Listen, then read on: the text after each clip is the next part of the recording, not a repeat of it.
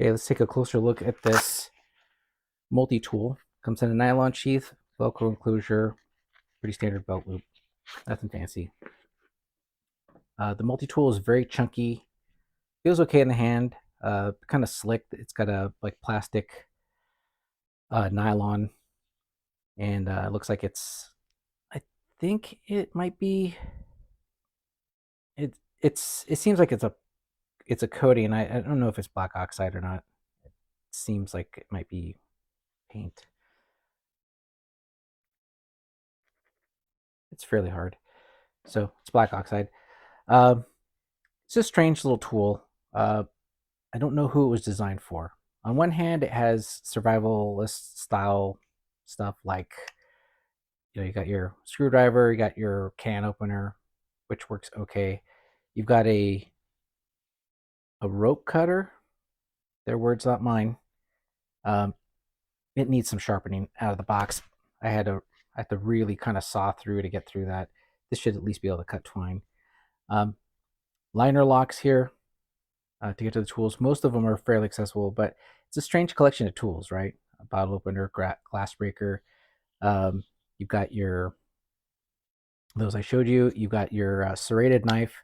Not very good serrations, to be honest. It's fairly pretty dull. It is not what was pictured um, in the listing, so a little disappointed. It's not very sharp. I was able to cut through like some green wood, uh, but it's I'm used to some sharper saws.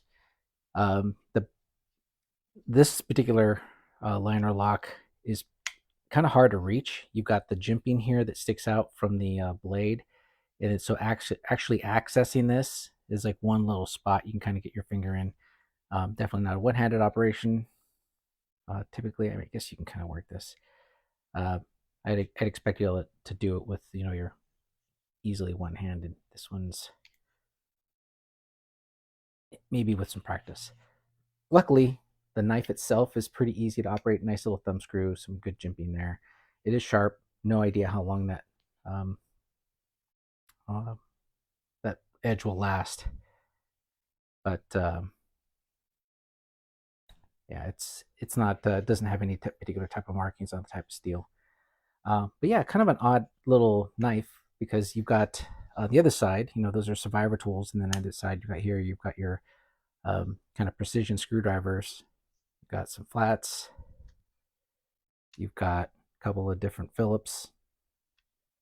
You've got a hex head, and then you got a Torx.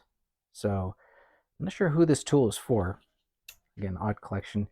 And then on this side, I showed you the whistle and the ferrocerium rod.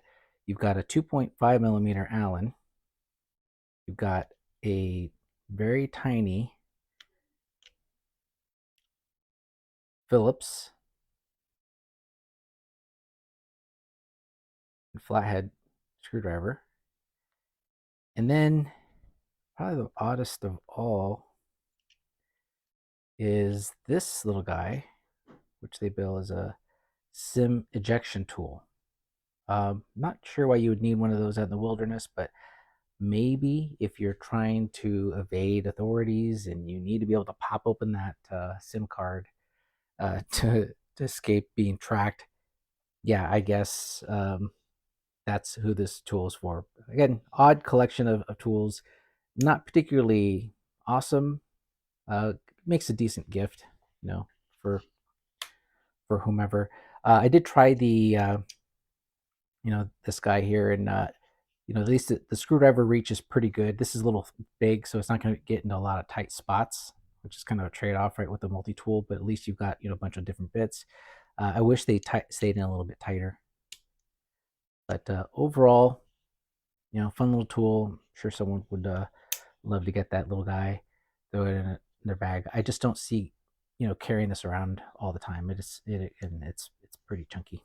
Anyway, hope that helps.